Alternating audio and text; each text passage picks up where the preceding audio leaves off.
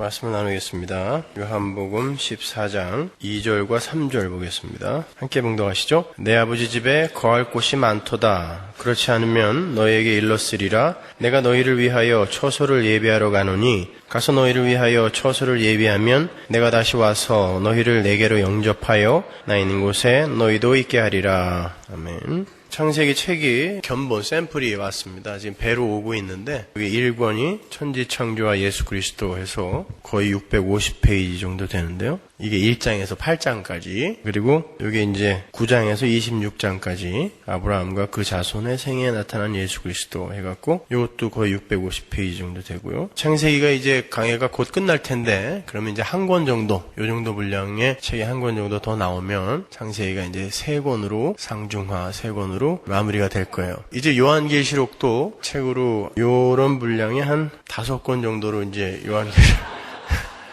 요한계시록이 나올 텐데 열심히 팔아서 빨리빨리 책을 내야 돼요. 이 책 내는 게 비싸가지고.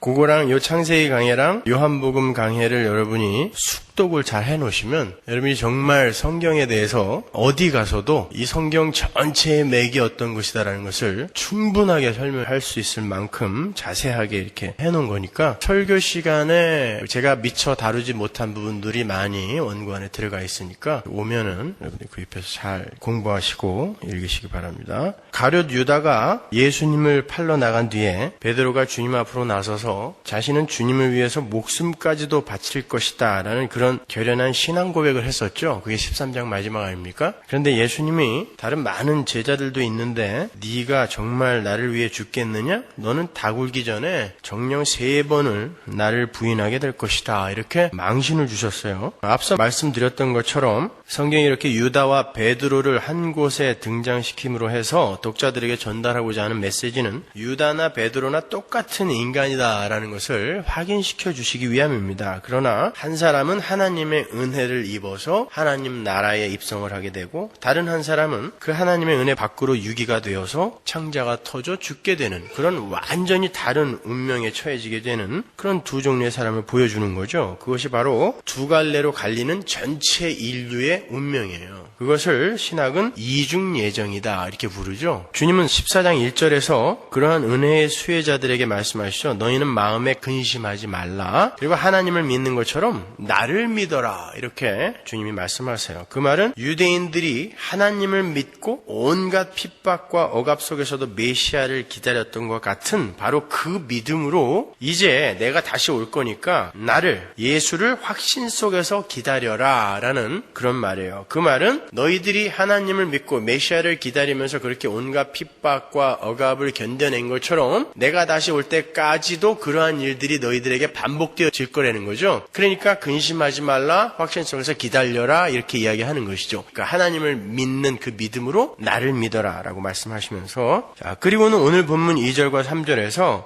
하나님의 백성들이 근심을 벗어나서 예수님을 믿을 수 있는 근거를 이제 설명을 하시는 거예요. 우리는 과연 무엇을 근거로 근심을 하지 않을 수 있으며 무엇을 근거로 예수님의 약속을 믿을 수 있는가? 그것을 이제 2절과 3절에서 말씀해 주시는 거죠. 절대 우리의 노력과 열심이 아닙니다. 2절을 보시면 예수님께서 내 아버지 집에 거할 곳이 많다고 말씀하시죠. 그렇죠? 내 아버지 집에 거할 곳이 많다. 그리고는 내가 너희를 위해서 처소를 예비하러 간다 그래요. 여기서 처소가 뭘까요? 우리 성도가 죽은 뒤에 가게 될 그 하나님 나라 안에서의 주택, 우리가 살 곳, 그것을 이야기하는 건가요? 아니면 그냥 하나님 나라를 이야기하는 건가요? 처소를 예배하러 간다. 좀 이상하지 않으세요? 아버지 집에 거할 곳이 많다, 이미 많다라고 해놓고 또 처소를 마련하러 가야 된다라는 게 무슨 말이에요? 거할 곳이 많으면 그냥 거기를 쓰면 되지 무슨 처소를 또 예비하냔 말이에요. 생각해보니까 그것 가지고는 조금 부족할 것 같아서 많긴 많은데 더 많아야 될 것 같아서 추가로 처소를 더 지으러 간다라는 이야기인가요? 그 해석이 맞다면 그럼 아직도 천국은 건설 중입니까? 예수님에 의해서 아직도 건설 중이에요? 예수님이 무슨 제너럴 컨트랙터입니까? 그분이 가셔야 진행이 되게? 자, 그게 아직 완성이 안 돼서 예수님이 아직 못 오시는 것이고 이 역사가 여전히 이렇게 존속하고 있는 걸까요? 그거 지으러 간다고 하신 분이니까 다 지어야 오실 거 아니에요. 그렇다면 예수님은 부활하시고 승계하셔서 지금까지 2000년 동안 거기서 집 짓고 계시는 거예요? 예수님이 승귀하셔서 올라가신 곳이 어디예요? 하나님 나라죠.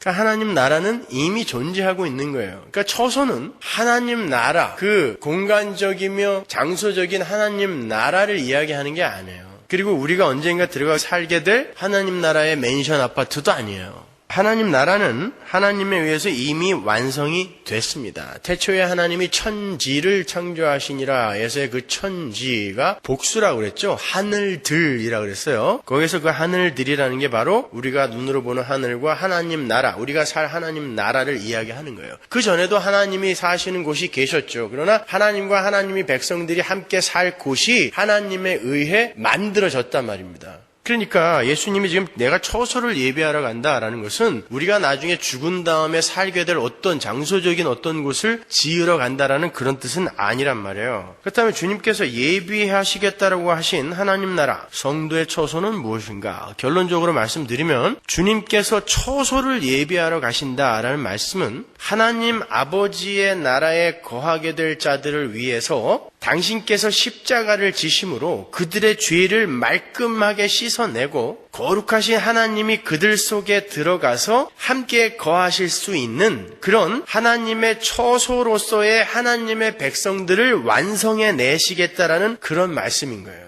거기에 대해서 제가 조금 부연 설명해 드릴게요. 하나님 나라라는 거, 즉 성도들과 하나님의 처소, 거기가 하나님 나라잖아요. 하나님과 성도가 함께 사는 곳, 거기가 하나님 나라니까 그 하나님의 처소라는 것은 하나님과 성도가 함께 거하는 곳을 말하는데, 하나님과 성도가 함께 거하기 위해서는 1차적으로 성도들의 죄가 해결돼야 되죠. 왜냐하면 하나님과 죄인은 절대 함께 공존할 수가 없기 때문에 그래요. 그래서 하나님과 하나님의 백성들이 함께 공존하는 처소가 완성되기 위해선 인간들의 죄가 해결이 돼야 돼요. 근데 이 땅에 태어나는 모든 인간들은 마음이 부패하고 거짓되어서 그 누구도 하나님과 함께 거할 수 있는 자가 없어요. 예레미야 17장 9절 보세요. 만물보다 거짓되고 심히 부패한 것은 마음이라. 사람의 마음이에요. 누가 능히 이를 알리오마는 나 여호와는 심장을 살피며 폐부를 시험하고 각각 그 행위와 그 행실대로 보응하나니.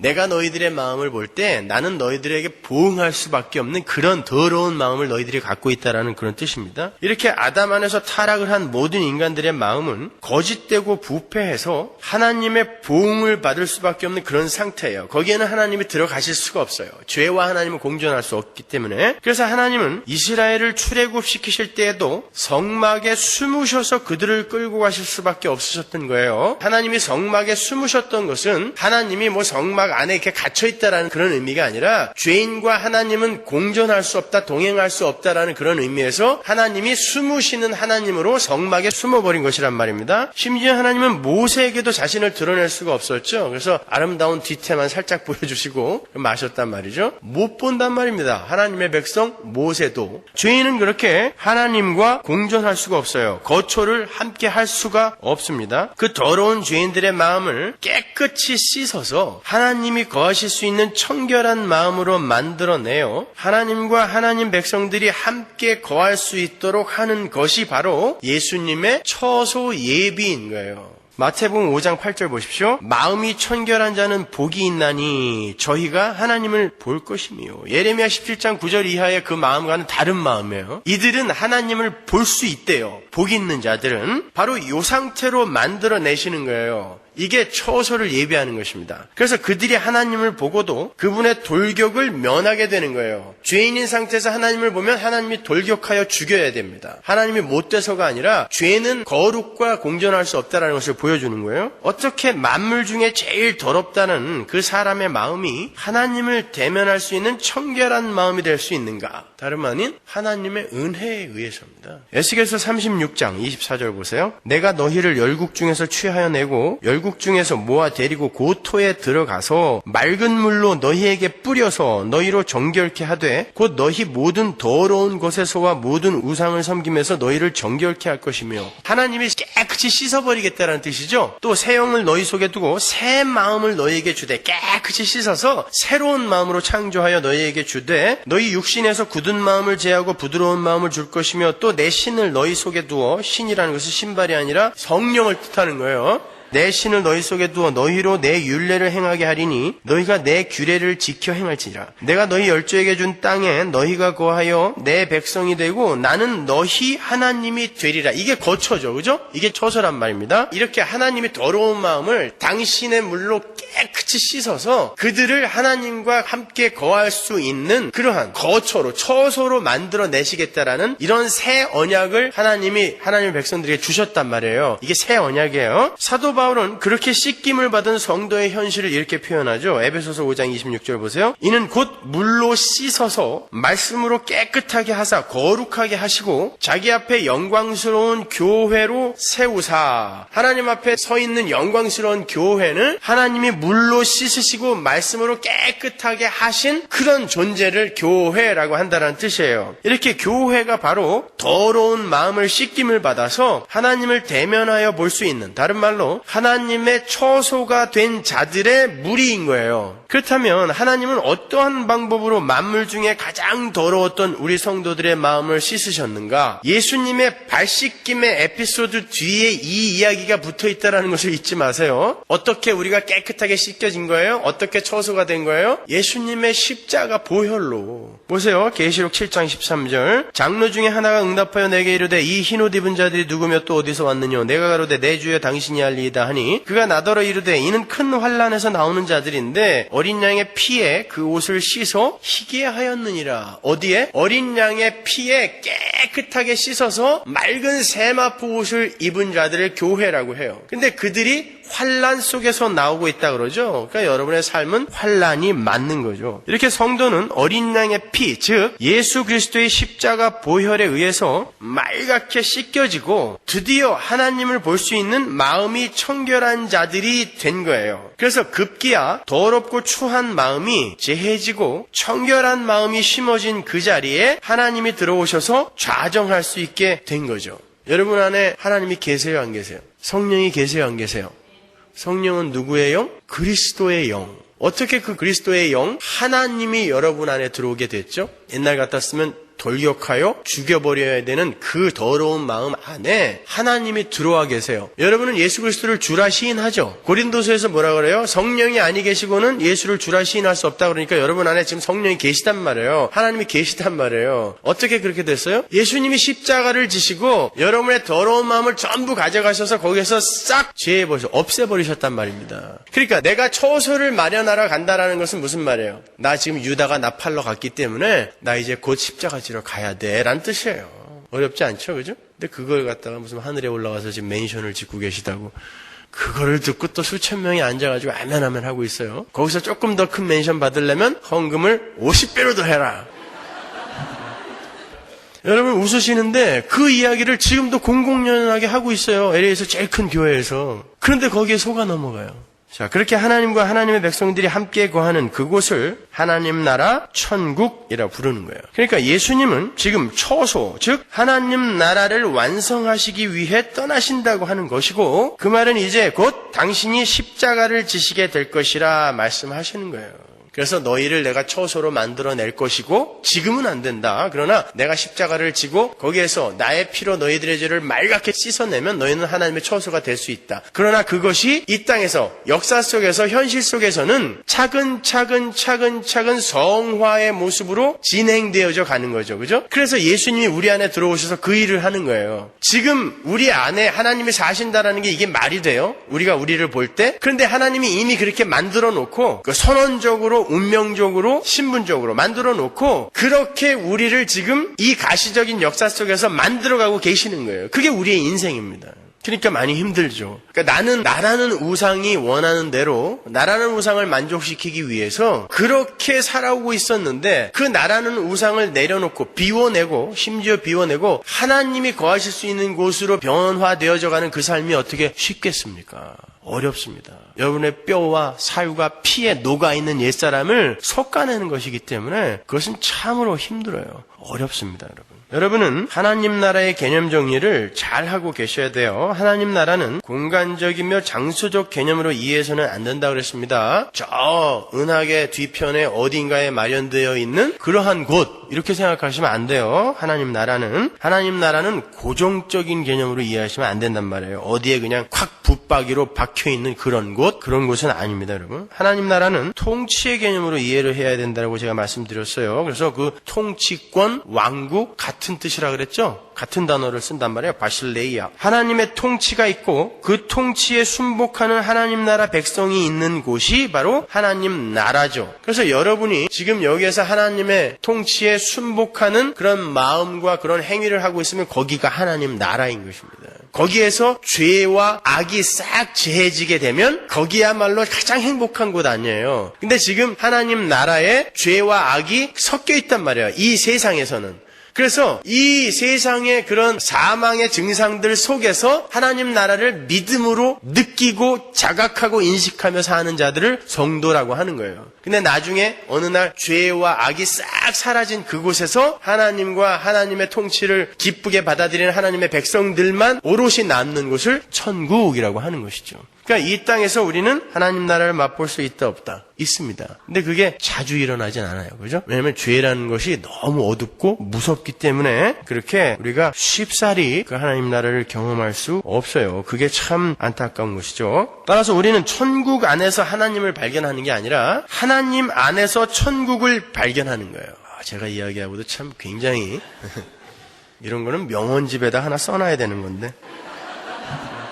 그죠? 천국에서 하나님을 발견하는 게 아니라 하나님을 만난 자들이 그 하나님 안에서 천국을 발견하는 것입니다. 그래서 여러분이 가는 곳이 천국이 되는 거예요. 그래서 예수님과 함께라면, 하나님과 함께라면 그 어디나 하늘나라, 초가삼간도 판잣집이라도, 거기가 감옥이라 할지라도, 아니 지옥이라 할지라도 하나님이 함께 계신 곳이라면 그 어디나 하늘나라라는 고백을 우리가 할 수 있어야 되는 거예요. 그런 고백을 우리 안에서 끌어내시기 위해서 여러분의 삶 속에 때로는 지옥을 허락하시기도 하시는 것입니다. 너 이런데도 나로 말미암아 천국을 이야기할 수 있어? 라고 물어보시는 것이죠. 그러니까 우리는 결국에는 네 라고 대답할 수 있는 그런 자로 성숙이 되고 완성이 되는 거죠. 예수님은 너희들 죽고 나서 꼭 천국 가라 이렇게 말씀하신 적 없어요. 예수님은 언제나 천국이 지금 너희 가운데 있다. 그리고 지금 천국이 너희에게 임했다라고 이렇게 말씀하셨잖아요. 그게 처소란 말입니다. 우리의 처소. 그러니까 천국은 죽고 나서 가는 곳만이 아니라 지금 여기서 경험하고 누리고 살아갈 수 있는 것이란 뜻이에요. 그러므로 예수 그리스도께서 지금 너희를 위해 처소를 마련하러 간다라고 하신 것은 내가 이제 십자가를 지고 너희의 더러운 마음을 씻을 피를 흘리게 될 거인데 그렇게 되면 너희의 죄가 해결이 되고 성령 하나님이 너희와 함께 거하시게 되는 하나님 나라, 즉 처소가 너희가 처소로 완성이 될 것이다 라는 그런 말인 거예요. 그리고 다시 오셔서 당신이 준비하신 처소로 우리를 영접하셔서 당신이 계신 곳에서 영원한 안식을 누리게 해주시겠다라는 그 말씀은 단순히 먼 훗날에 재림하셔서 우리를 당신의 나라로 영접을 하시겠다라는 그런 말에 국한된 것이 아니라 그런 의미도 있긴 있어요. 그러나 그런 말에 국한된 것이 아니라 오순절 성령 강림과 예수님의 가시적 재림의 이중적 상징인 거예요. 그 예수님은 여러분 안에 이미 오셨죠. 그러나 가시적으로 또 오신단 말입니다. 그 두 가지를 동시에 상징하고 있는 거예요.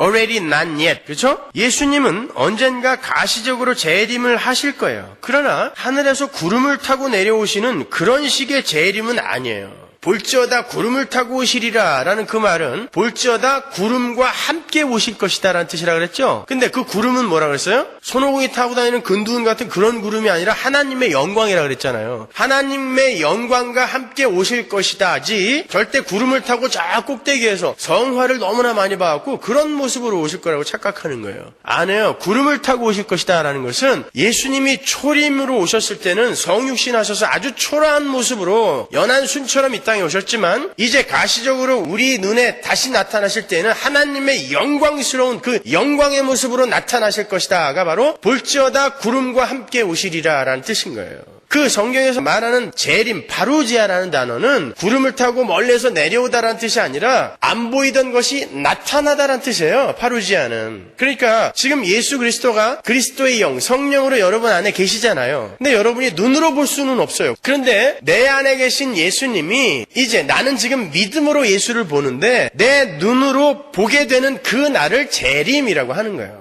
그러니까 여러분은 재림을 그렇게 오매불만 기다리지 않아도 돼요. 내 안에서 지금 이미 재림이 일어났다니까요. 영적으로는. 그 영적인 재림이 가시적으로 나타나서 이제 영원히 지속되는 그곳, 거기가 하나님 나라이기 때문에 우리가 그 예수님의 재림을 기다리지만 이 땅에서도 그 예수의 재림을 우리가 자각할 수 있어야 되는 것입니다. 자, 그 예수님이 내가 처소를 마련해서 너희들에게 내려와서 나 있는 곳에서 너희들을 영접할 거야 라고 말씀하신 거는 그런 의미에서 예수님이 오순절날 성령으로 성도의 교회의 마음속에 들어오셔서 그들의 마음속에 이미 하나님의 거처, 지성소를 완성해 놓으신 그 일을 이야기하는 거예요.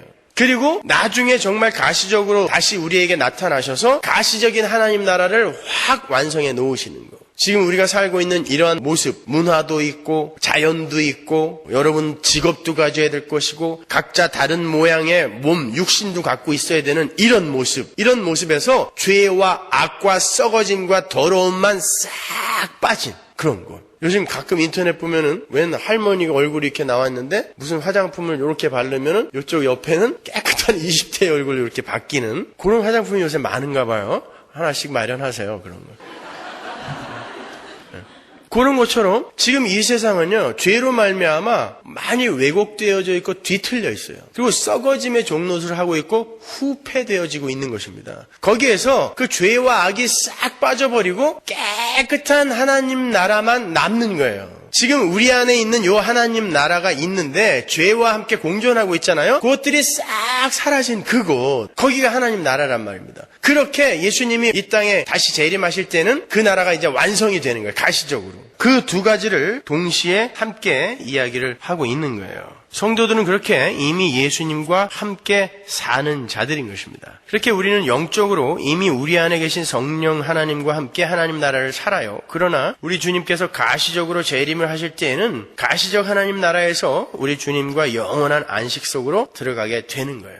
빨리 그날이 왔으면 좋겠죠, 그죠? 여러분이 이 세상을 떠나는 그날 여러분은 시간을 벗어나서 바로 거기로 한 번에 들어가게 되는 거예요. 이 땅의 역사 속에서 보면은 역사 속에서는 시간이라는 개념이 있기 때문에 많이 기다려야 되잖아요. 그래서 때때로는 성경이 성도들이 죽어서 잠자고 있다라고 늘 이야기를 하는데 땅속에서 잠자고 있다가 수천 년 후에 다시 이렇게 부활하는 게 아니라 우리가 이 땅에서 시간 속에서 확 나가는 게 죽음이란 말이에요. 시간 속에서 나가면 거기는 영원이란 말입니다. 하루가 천년 같고 천년이 하루 같은 곳. 그래서 우리는 이 땅에서 눈을 감는 그날 하나님 나라에 들어가서 우리 다 만나요. 기다림이 없어요, 거기는요. 그래서 제가 가끔 임종을 하게 될 때 그런 분들의 손을 잡고 그러는 거예요. 가시면 저 있나 꼭 확인해 주세요. 맞습니다. 가면은 우리는 그 시간 밖의 영원 속에 이미 완성되어 있는 그곳에 있는 우리 모두를 만나게 되는 거예요. 그래서 우리가 하나님 나라는 이미 완성되었다라고 이야기하는 것입니다. 영원 속에서.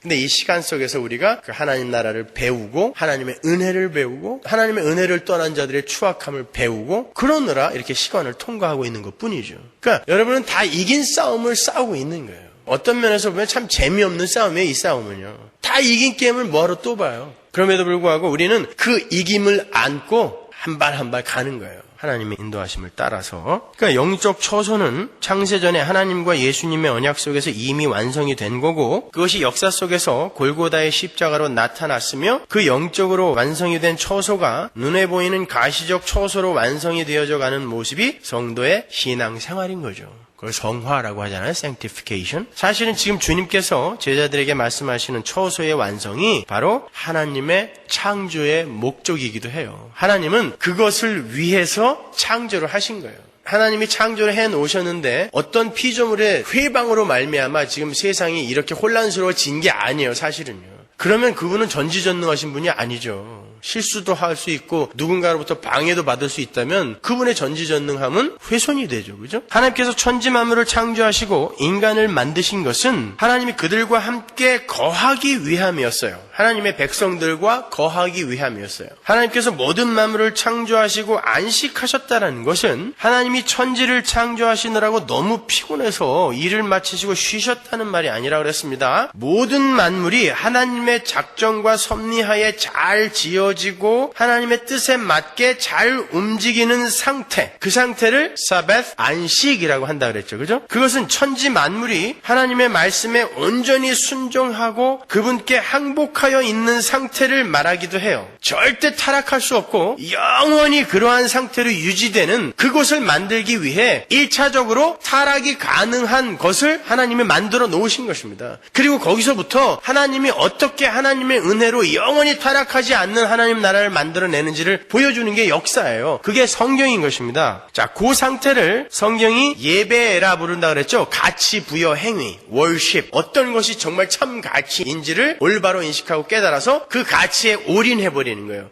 그걸 예배라고 하는 것이죠. 그죠? 세상 사람들은 자기 자신에게 올인을 하죠. 나 자신을 위해 살죠. 모든 것을 다 걸어요. 나 자신을 위해서. 그러나 성도는, 하나님의 백성들은 거기에서 빠져나와 하나님에게 온전히 순종하는 거예요. 그게 예배인 겁니다. worship. 하나님만이 참 가치이시며 하나님만이 영광의 주인이심을 모든 만물이 인정하고 그 앞에 순종하고 의존하는 거예요. 그리고 그렇게 모든 피조물들이 하나님의 뜻과 합일한 상태에서 하나님께 순종하고 있는 그 상태, 그걸 하나님과 연합이라고 이야기해요. 다 같은 말이에요. 그 연합이라는 말은 다른 말로 mutual indwelling이에요. 상호 내주. 하나님이 인간 안에 들어오고 인간이 하나님 안으로 들어가는 거예요. 그걸 연합이라고 그러고 그걸 상호 내주라고 그러고 그걸 처소 삼기라고 이야기하는 것입니다.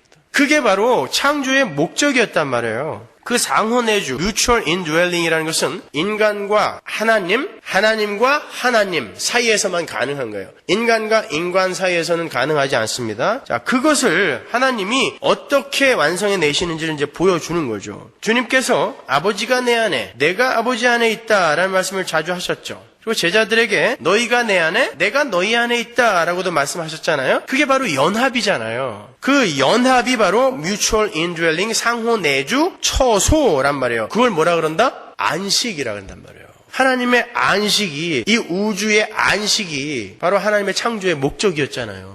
그걸 안식이라고 그런단 말이에요. 따라서 우리는 창세기에 나오는 하나님의 그 안식을 하나님의 거처 삼으심, 하나님의 처소 삼으심으로 해석을 할 수도 있어요. 안식이 바로 거주의 개념이니까요. 이렇게 상호 거주가 될 때 그 상태를 연합이라고 하고 그 연합의 상태에서 쌍방의 뜻이 하나가 되는 거고 거기에서 예배가 나오고 거기에서 참된 안식이 나오는 것입니다. 이해가 가시나요? 연결이 되십니까? 왜 주님의 처소 예비가 창조의 목적이다라고 제가 말씀을 드렸는지 이제 아시겠죠? 자, 그런데 인간이 죄를 짓자 하나님은 인간들을 에덴에서 쫓아내셨어요. 이제 하나님의 안식은 깨져버린 거예요. 물론 상징적 표현입니다. 하나님의 안식은 깨질 수가 없어요. 전지전능하신 하나님의 안식이 어떻게 깨져요? 피조물 때문에 깨집니까? 그렇지 않습니다. 하나님은 홀로 완전하신 분이기 때문에 하나님의 안식은 그 무엇으로도 깨질 수가 없어요. 그럼에도 하나님께서 다시는 깨지지 않는 안식을 마련하기 위해 혼돈의 과정을 통과하게 하신다는 의미에서 안식이 깨졌다라고 말씀을 드리는 거지 하나님의 안식은 깨질 수가 없습니다. 그래서 하나님은 이제 영원히 깨지지 않는 안식의 처소를 마련하시는 일을 시작하셨어요. 구속사를 설명해 드리는 거예요. 그게 바로 새 언약과 새 창조잖아요. 하나님은 그 일을 위해서 노아와 언약을 맺으시고 아브라함을 부르시고 이삭을 부르시고 야곱을 부르시고 모세를 부르시죠. 그렇게 해서 이스라엘이라는 국가가 출발이 돼요. 그게 지금 새 창조의 과정인 거예요. 그 민족적 이스라엘은 바로 누구다? 누구를 상징하는 거예요? 하나님의 교회, 영적인 이스라엘은 바로 성도를 상징하는 거란 말이에요. 그렇다면 하나님께서 당신께서 거하실 처소를 준비한 것과 하나님의 백성들의 구원은 아주 밀접한 관련이 있는 거죠. 똑같은 이야기를 하는 거예요. 하나님의 처소 예비와 하나님의 구원은 같은 이야기란 말입니다. 출애굽기에 보면 그 이스라엘을 애굽에서 건져내시는 이유를 이렇게 말씀하세요. 출애굽기 15장 13절 보세요. 주께서 그 구속하신 백성을 은혜로 인도하시되 주의 힘으로 그들을 주의 성결한 처소에 들어가게 하시나이다. 주께서 백성을 인도하사 그들을 주의 기업의 산에 심으시리이다. 여호와여 이는 주의 처소를 삼으시려고 예비하신 것이라. 주여 이것이 주의 손으로 세우신 성소로소이다. 13절에 보면 하나님께서 하나님의 백성들을 구원해 내시는 것은 그들을 하나님이 만들어 놓으신 성결한 처소에 들어가게 하기 위함이라고 기록이 되어 있어요. 잘 기억하세요. 근데 17절에 보면 바로 그 일이 이스라엘 백성을 주님의 처소를 삼기 위함이라고 설명을 하고 있어요. 쉽게 이야기해서 하나님께서 우리를 구원하셔서 영원한 처소를 주시는 것은 하나님께서 우리를 처소로 삼는다는 말과 동의어라는 거예요. 그걸 뭐라 그런다 그랬죠? Mutual indwelling, 상호 내주라 그랬어요. 그걸 염두에 두시고 신명기로 가보세요. 신명기 33장 27절. 영원하신 하나님이 너의 처소가 되시니 그 영원하신 팔이 내 아래에 있도다. 그가 내 앞에서 대적을 쫓으시며 멸하라 하시도다. 지금 출애굽기에서 하나님께서 하나님의 백성들을 구원해 내시고 그들을 가나안에 넣으시는 것을 하나님이 마련하신 처소를 주심이라고 하셨는데, 출애굽 15장 17절에서는 이스라엘 백성을 주님의 처소를 삼기 위함이라고도 그러고, 신명기에서는 그 처소가 또 하나님이래요. 가나안, 이스라엘, 하나님, 하나님의 처소. 그렇다면 하나님께서 처소를 우리에게 예비하시기 위해서 우리를 죄에서 건져내셨다라는 것은 어디로 우리를 끌고 가는 거예요? 하나님 안으로 우리를 확 끌어들이는 거예요. 삼위일체 속으로 우리를, 이 더러운 만물 중에 가장 더러운 우리를 확 끌어당기셔다가 하나님의 삼위일체 속으로, 그분의 신의 성품 속으로 우리를 확 참여시키는 거예요. 그래서 바울이 우리를 신의 성품에 참여한 자라고 이야기한 것입니다. 그러니까 하나님 나라에서 우리는 어떻게 산다? 하나님처럼 살아요. 우리가 이 땅에서 하나님처럼 살겠다고 했을 때 이런 더럽고 지저분하고 추악한 것들이 막 주렁주렁 맺혔어요. 그러나 하나님 나라에서는 하나님이 우리를 하나님처럼, 진짜 하나님처럼 살게 해주시는 거예요. 그러니까 우리가 우리의 힘으로 하나님처럼 살겠다라고 나서서 우리가 열심히 애를 쓰고 우리의 꾀를 짜내면은 이 지경밖에 안 되는 거예요. 그러니까 너희는 내가 만들어낸 그 하나님 나라에, 그 나라에 은혜로, 믿음으로 들어와라. 이것이 신앙생활에서 우리에게 요구되는 단 하나의 목적지인 것입니다, 여러분. 은혜를 알아라. 은혜로 들어와라. 믿음으로 들어와라. 시편 90편 1절로 가볼게요. 주여, 주는 대대에 우리의 거처가 되셨나이다. 시편 91편 9절. 내가 말하기를 여호와는 나의 피난처시라 하고 지존자로 거처를 삼았으므로. 표준 세번역으로 볼게요. 네가 주님을 네 피난처로 삼았으니 가장 높으신 분을 너의 처소로 삼았으니. 시편 132편 13절 보세요. 여호와께서 시온을 택하시고 자기 거처를 삼고자 하여 이르시기를. 표준 세번역. 주께서 시온을 택하시고 그곳을 당신의 처소로 삼으시기를 원하셔서 이렇게 말씀하셨다. 시온은 누구예요? 교회를 이야기하는 것입니다. 보세요. 여기도 하나님이 우리의 처소다. 우리가 하나님의 처소다. 하나님이 우리의 처소다. 우리가 하나님의 처소다. 계속 혼용해서 쓰고 있죠. 그게 상호 내주라는 거예요. 연합이라는 거예요. 그게 창조의 목적이에요. 그런데 그 온전한 연합이 되기 위해서는 한쪽에서 완전한 순종을 해버려야 된단 말이에요. 절대 자기 주장이 요만큼도 남아있으면 안 된단 말입니다. 그것을 우리에게, 이성과 인격을 갖고 있는 우리에게 깨닫게 해주시는 거예요. 경험케 해주시는 거예요. 이 땅에서. 그래서 우리는 그거 배우고 가는 것입니다.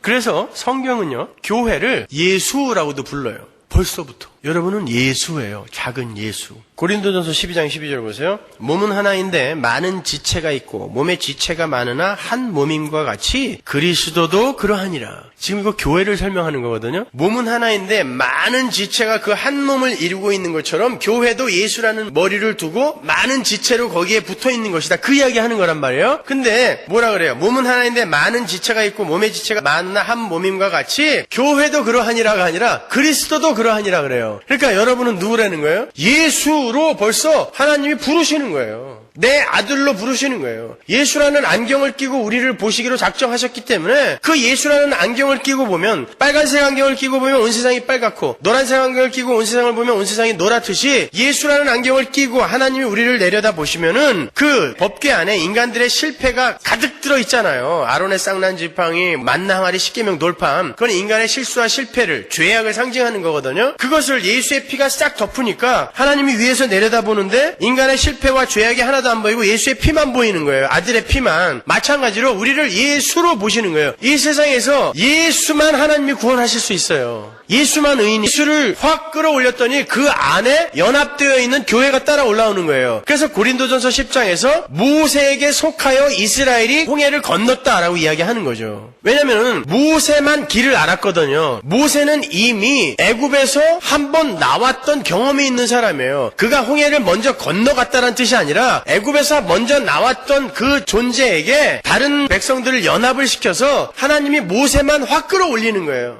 그랬더니 모세에게 속하여 이스라엘이 주렁주렁 매달려 올라오더라는 것이죠. 그거는 왜 굳이 그런 표현을 쓴 거냐면 예수 안에서 우리가 구원을 받는 방법이 바로 그 방법이라는 것입니다. 하나님은 예수만 구원하세요. 예수를 구원했는데 그 예수가 우리를 꼭 품어안고 있는 거야. 흘리지도 않고 하나도 안 흘리고. 요한복음에 나오잖아요. 내가 하나도 안 흘렸다 그러지 않습니까? 다 끌고 올라갔다라는 것입니다. 그래서 하나님은 그 예수를 통하여 우리를 보기에 우리가 그리스도라는 이름을 부여받은 거예요. 예수가 머리이고 우리가 지체라는 건 우리가 예수라는 뜻입니다. 그래서 예수님이 우리와 공동 상속자가 된 거예요. 로마서에. 여러분 우리에게 그런 것이 주어져 있어요. 이게 안 믿기니까 지금 이 땅에서 엉뚱한 것으로 자기의 공허를 채우고 있는 거예요. 이게 안 믿겨지니까.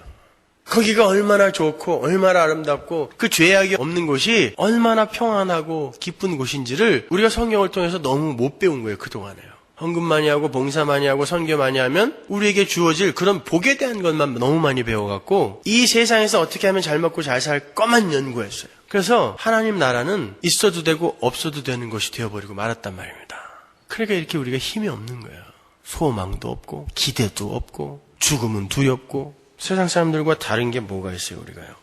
그 하나님의 새 언약의 내용이 다윗의 이야기 속에서 어떻게 반복이 되는지 한번 보세요. 사무엘하 7장 5절 가서 내 종 다윗에게 말하기를 여호와의 말씀이 내가 나를 위하여 나의 거할 집을 건축하겠느냐 내가 이스라엘 자손을 애굽에서 인도하여 내던 날부터 오늘날까지 집에 거하지 아니하고 장막과 회막에 거하며 행하였다니 무릇 이스라엘 자손으로 더불어 행하는 곳에서 내가 내 백성 이스라엘을 먹이라고 명한 이스라엘 어느 지파에게 내가 말하기를 너희가 어찌하여 나를 위하여 백향목 집을 건축하지 아니하였느냐고 말하였느냐. 다윗이 여호와의 처소 성전을 건축하겠다고 하자 하나님께서 말씀하시는 거예요. 내가 언제 사람이 만든 곳에 거하는 거 봤냐? 그러면서 다윗의 성전 건축을 막으시죠. 하나님의 처소 건축을 막으세요. 나는 인간들로부터 무엇을 받는 존재가 아니다라고 말씀하시는 거예요. 그리고는 8절부터 다윗에게 언약을 하세요. 8절 보세요. 그러므로 이제 내 종 다윗에게 이처럼 말하라. 만군의 여호와께서 이처럼 말씀하시기를 내가 너를 목장 곧 양을 따르는 데서 취하여 내 백성 이스라엘 주권자를 삼고 내가 어디를 가든지 내가 너와 함께 있어 내 모든 대적을 내 앞에서 멸하였은즉 세상에서 존귀한 자의 이름같이 내 이름을 존귀케 만들어주리라.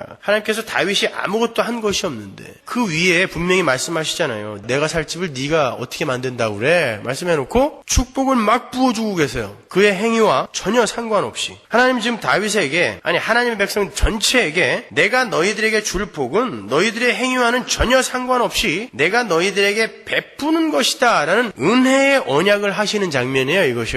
그런데 공의의 하나님께서 불의한 자에게 거저 그냥 그렇게 하실 수는 없단 말이에요. 그러면 어떻게 다윗에게 그 무시무시한 죄를 지었던 그리고 죽는 날까지 하나님 앞에서 그런 엉터리 같은 삶만 살았던 다윗에게 이렇게 축복을 하실 수 있는 근거가 있어야 될 거 아니에요. 그게 바로 사무엘하 11장과 12장에 나오죠. 다윗과 밧세바가 죄를 졌어요. 간음을 해서 애를 뱄어요. 애가 나왔습니다. 근데 하나님이 그 애를 죽여요. 애가 무슨 죄예요? 무죄한 자가 죽고 솔로몬, 하나님의 자손을 대표하는 솔로몬이 나오게 되는 거예요. 그 은혜의 언약의 근거로 바로 다윗과 밧세바의 사건이 들어가 있는 거예요. 다윗이 얼마나 나쁜 놈인지 봐라. 이게 아닙니다, 여러분. 구속사를 설명하는 것입니다. 예수 그리스도를 설명을 하는 거예요. 보세요. 전에 내가 사사를 명하여 내 백성 이스라엘을 다스리던 때와 같지 않게 하고 너를 모든 대적에게서 벗어나 평안케 하리라. 여호와가 또 내게 이르노니 여호와가 너를 위하여 집을 이루고 내 수완이 차서 내 조상들과 함께 잘 때에 내가 내 몸에서 날 자식을 내 뒤에 세워 그 나라를 견고케 하리라. 저는 내 이름을 위하여 집을 건축할 것이요 나는 그 나라 위를 영원히 견고케 하리라. 11절을 보시면 하나님께서 다윗을 위하여 집을 이루시겠다라고 이야기를 하세요. 다윗아, 너는 내가 거할 처소 그런 거 걱정하지 마라. 내가 네 집 져줄 거야 라고 얘기하는 거예요. 내가 네 집 져줄 거야.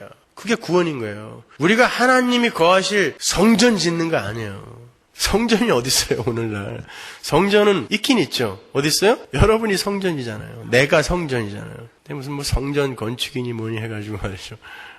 성전은 바로 여러분인 거예요. 그죠? 그러니까 하나님이 그러는 거죠. 얘들아, 니들이 나를 위해 무슨 집을 져줄 수 있다라고 생각해. 집은 내가 너희들에게 지어주는 거야. 라고 말씀하세요. 여기서 집이라고 번역이 된 히브리어 바이트는 가문, 가족 이런 것을 함께 이야기하기도 해요. 그러니까 하나님께서 지금 다윗에게 약속하시는 것은 다윗의 후손으로 말미암는 한 가문을 약속하시는 거예요. 바로 예수 그리스도로 말미암게 될 하나님의 백성들을 말하는 것입니다. 마태복음 1장에 보면은 14대 나오잖아요. 14는 뭐예요? 77777이라고 그랬어요. 14는 달렛, 바우, 달렛. 당시에 아라비아 숫자가 없었으니까, 그리고 모음도 없었으니까 자음으로 다윗이 14란 말이에요. 그래서 일부러 14로 맞춰놓고, 그런데 그것이 하나님의 온전한 족보가 되려면 7이 있어야 되잖아요. 근데 14 6개밖에 없단 말이죠. 그리고 그 14의 마지막 족보가 누구예요? 성령으로 잉태된 예수로 끝나죠. 그죠? 그럼 마지막 7번째 세대는 누구예요? 그 족보를 완성할 성령으로 잉태된 예수 밑에 줄줄이 딸려오는 우리를 이야기하는 것입니다. 자, 그렇게 예수 그리스도로 말미암게 될 하나님의 백성들을 내가 너의 후손을 통하여 집을 짓겠다라고 표현을 하시는 거예요.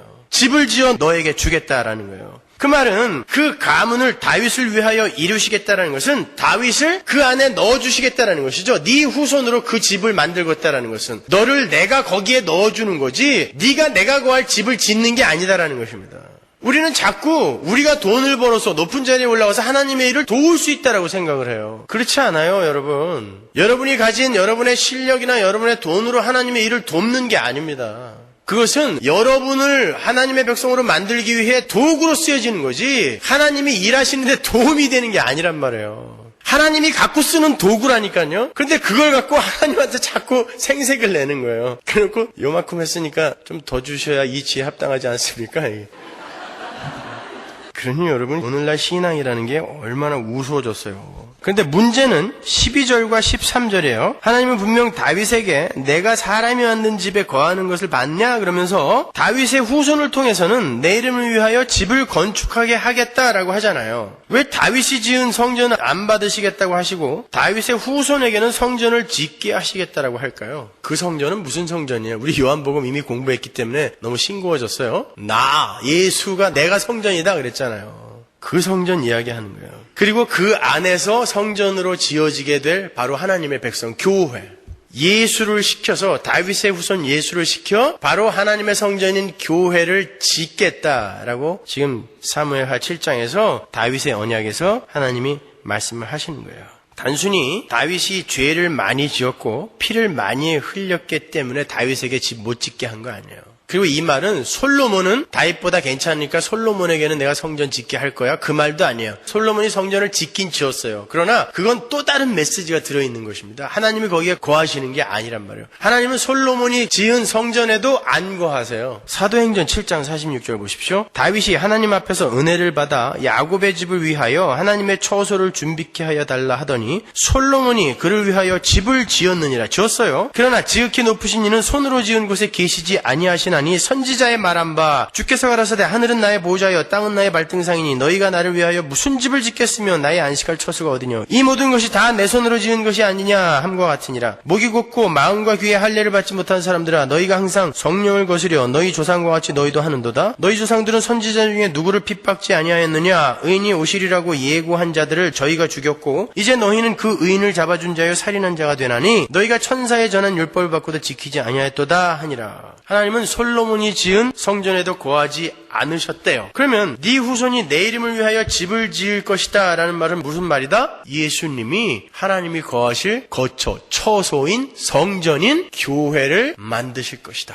그 이야기 하는 거예요. 물론 여기에는 이중적인 메시지가 담겨 있죠. 다윗의 후손 솔로몬은 분명히 성전을 지었어요. 그런데 그 성전은요 얼마 있다가 파괴됩니다. 그리고 그 솔로몬의 왕위 그게 영원했어요? 사무엘하에서는 분명히 영원할 거라 그랬잖아요. 아니요, 바로 솔로몬 아들 때에서 갈라지고 얼마 있다가 북이스라엘 남유대 홀랑 망했어요. 영원하지 않았습니다. 그러니까 그 솔로몬이 지은 성전은 분명히 하나님이 내 이름을 위하여 짓게 하겠다라고 했는데 그 솔로몬이 지은 성전은 어떤 의미로 하나님의 이름을 위하여 지어졌던 걸까요? 이 세상에서 인간의 힘과 노력으로 지은 성전은 이렇게 파괴된다. 내가 내 힘으로 지은 성전만이 영원할 것이다를 보여주는 하나의 파괴되어지는 성전으로 지어진 거예요. 우리의 육신이 그렇게 지어진 것처럼 우리의 육신은 이거 파괴되어집니다, 여러분. 지금 우리 안에 하나님이 계심에도 불구하고 이 육신은 후패되어져요. 썩어져 가게 됩니다. 나중에 하나님이 완성하신 온전한 새 성전으로 싹 입혀줄 때 그때 하나님과 우리가 온전한 연합이 되는 것이죠. 그것처럼 솔로몬이 짓고 닥개가 재건하고 헤롯이 중건하고 한 이런 성전들은 하나님이 그래서 때마다 부셔버리는 거예요. 그리고는 나중에 타이터스 시켜가지고 돌 위에 돌 하나도 안 남게 사그리 부셔버렸죠. 지금까지 없어요. 그래서 인간이 만든 성전은 이런 것이다. 바로 인간이 만든 성전이 지금 이 우주의 과학 문명이며 역사인 거예요. 이거 완전히 부셔버릴 거예요, 하나님이요. 그리고 하나님의 성전을 세우시는 것이 바로 이 구속사인 거예요. 성경은 그 이야기 하나만 하고 있어요. 어렵지 않아요. 근데 그걸 이해를 잘들 못하시니까 제가 반복하여 계속 설명을 해드리는 거죠. 너무 반복해주니까 또 반복하겠지. 그리고 잘 듣지도 않아요. 그래도 계속 하는 거죠. 성경은 그 이야기 한 가지밖에 없어요. 그것만 알고 있으면 여러분은 제 설교 어떤 설교를 들으셔도 다 아주 충분하게 이해를 하실 수 있게 됩니다. 이렇게 성전은 하나님께서 지으셔서 우리에게 주시는 것이지 인간이 지어서 하나님께 바치는 것이 아닌 거예요. 그게 바로 은혜 언약인 것입니다. 인간이 인간의 힘으로 인간의 공력으로 하나님께 바치는 모든 것은 다 불타버릴 것이다 라는 것을 증거하기 위해 솔로몬의 성전이 지어진 거예요. 반면에 그 다윗의 후손에 의해 지어지게 될 집이라는 것이 담고 있는 두 번째 상징은 여호와의 처소, 여호와께서 거하실 참성전, 다윗의 후손으로 오실 예수 그리스도에 의해 지어질 교회를 이야기하는 거라고 했어요. 그렇게 하나님은 바로 하나님의 백성 안에 거하시겠다라고 말씀을 하세요. 그리고 그들에게 자신을 처소로 제공하시겠다라고 그렇게 이야기하세요. 그래서 오늘 본문에서 내가 처소를 예배하러 간다 그래요. 그리고 오늘 본문 조금 밑에 가면은 뭐라고 나와 있는지 보세요. 거기에 분명하게 설명이 되어 있어요. 요한복음 14장 20절 보십시오. 그날에는 내가 아버지 안에 너희가 내 안에 내가 너희 안에 있는 것을 너희가 알리라. 여기 나오죠. 그죠? 이게 mutual indwelling, 상호 내주, 연합, 안식, 예배. 이게 우리 인생의 목적이에요. 역사의 목적지예요. 이것이. 나의 계명을 가지고 지키는 자라야 나를 사랑하는 자니 나를 사랑하는 자는 내 아버지께 사랑을 받을 것이요 나도 그를 사랑하여 그에게 나를 나타내리라. 나중에 우리가 이 상태가 되면 이렇게 하나님의 계명을 완전히 지키고 하나님을 온전히 사랑하게 된다라는 것입니다. 지금 우리가 할 수 있다라는 이야기가 아닌 거예요. 그러나 그것을 목적지로 하여 우리의 삶을 지향시켜야 되는 그쪽으로. 22절 가룟신 아닌 유다가 가로되 주여 어찌하여 자기를 우리에게는 나타내시고 세상에게는 아니하려 하시나이까? 예수께서 대답하여 가라사대 사람이 나를 사랑하면 내 말을 지키리니 내 아버지께서 저를 사랑하실 것이요 우리가 저에게 와서 거처를 저와 함께 하리라. 보세요. 우리가 저에게 와서 거처를 저와 함께 하리라. 그를 나의 처소로 삼으리라. 지금 주님이 그거 예배하러 가신다고 그랬죠? 그런데 그를 나의 처소로 삼기 위해서는 그가 어떤 상태가 돼야 돼요? 그가 하나님을 사랑해야 돼요. 그러니까 지금 이 역사 속에서 인생 속에서 하나님이 우리를 하나님의 처소로 지금 예비시켜 가시고 완성시켜 가신다는 건 뭐예요? 하나님을 사랑하고 하나님의 계명을 지키는 자로 지금 철장으로 두들겨 패면서 만들어가고 계시는 것입니다. 그 길에 여러분의 사업이 망하기도 하는 거고 여러분이 병에 걸리기도 하는 것이고 그 길에 여러분의 희로애락이 사용되는 것일 뿐이에요. 그래서 성도에 살면은 모든 것이 합력되어 선을 이루는 거예요. 그래도 나는 옛날에 너무 파렴치한 죄를 지어서 그거는 용서받지 못할 거예요. 아니요, 그것 때문에 예수가 오셨다니까요. 아니, 저 인간은 정말 용서받지 못할 그런 못된 죄를 저질렀는데 저 인간은 어떻게 해서든지 하나님이 징계를 하셔야 돼요. 그렇지 않습니다. 그래서 예수가 죽으실 수밖에 없었던 거예요. 그런 것들을 상처로 품고 계시지 마세요.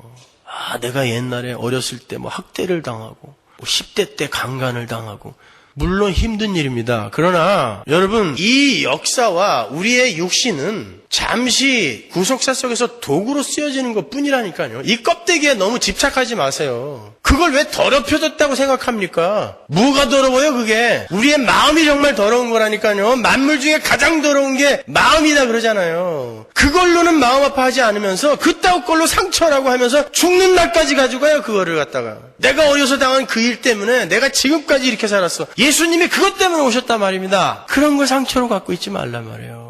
저 옛날에 마약했는데요. 커피 중독이나 마약 중독이나 똑같아요. 하나님 앞에서요.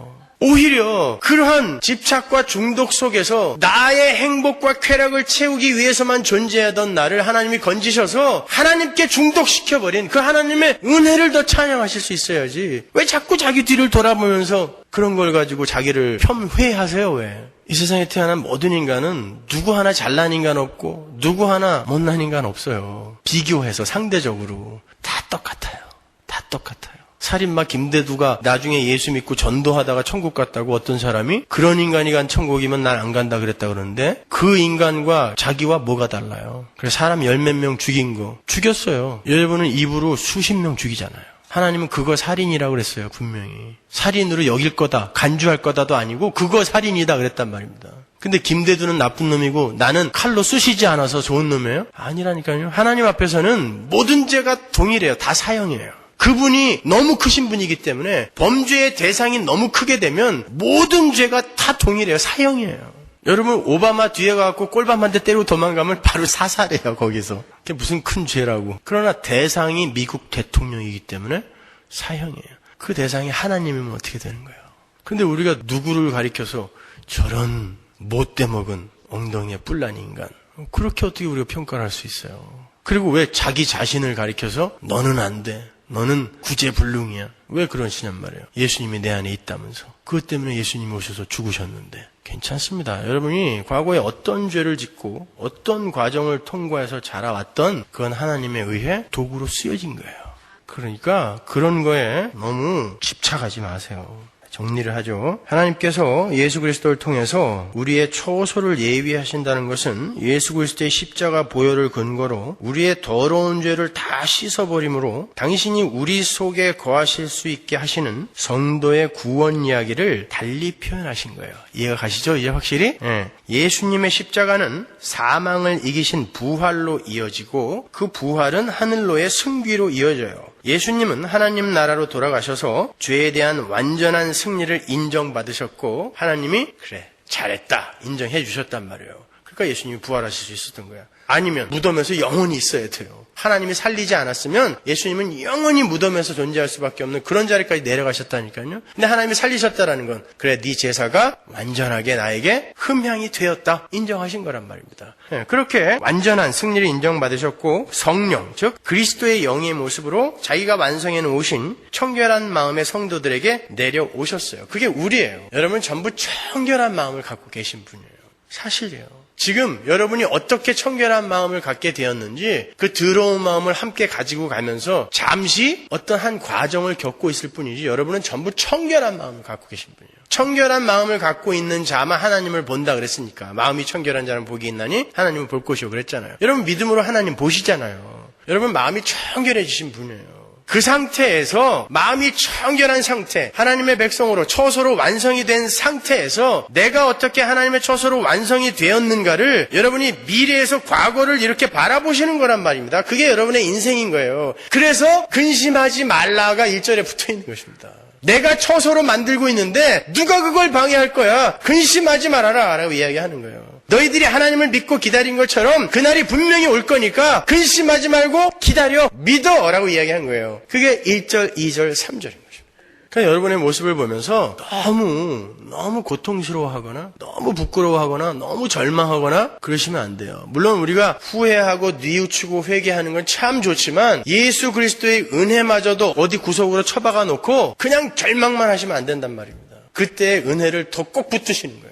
맞아, 나는 그런 사람이 맞아. 그래서 예수님이 날 위해 죽으시러 오셨잖아 하고 꼭 붙드세요. 그러면요 나중에는 사탄이 그런 방법으로 더 이상 여러분들 미혹 안 해요. 그럴 때마다 여러분이 예수님을 더 꼭꼭 붙드는데 재미없어서 더 그렇게 공격 안 해요.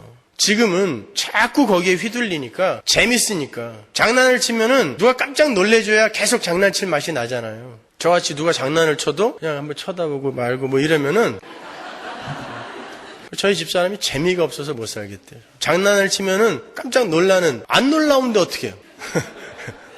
재미 하나도 없는데 매일 하고 있어요 그런 거는. 그냥 지겨워 죽겠어요. 마찬가지예요. 여러분이 거기에 격동되지 않으면요 사탄이 재미없어서 안 해요.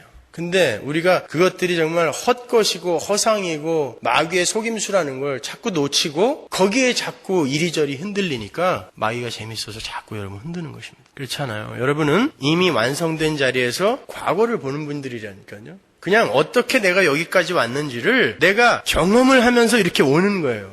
야, 네가 어떻게 여기까지 왔는지 비디오를 한번 볼래? 보고 있는데 야, 그래도 더 실감나게 네가 한번 들어가서 여기까지 와봐. 인 거예요. 그래서 우리가 그 화면 속으로 들어가서 거기에서 여기까지 어떻게 왔는지를 지금 가고 있는 거란 말입니다. 그리고 거기에 쓰인 모든 것은 여러분을 이 자리에 세우기 위한 하나님의 배려였다라는 것을 우리가 확실히 안다면 어떤 것에도 낙심하지 않을 수 있어요. 그러니까 그 확고한 목표 지점 잘 붙들고 하루하루를 잘 이기십시오. 기도하겠습니다.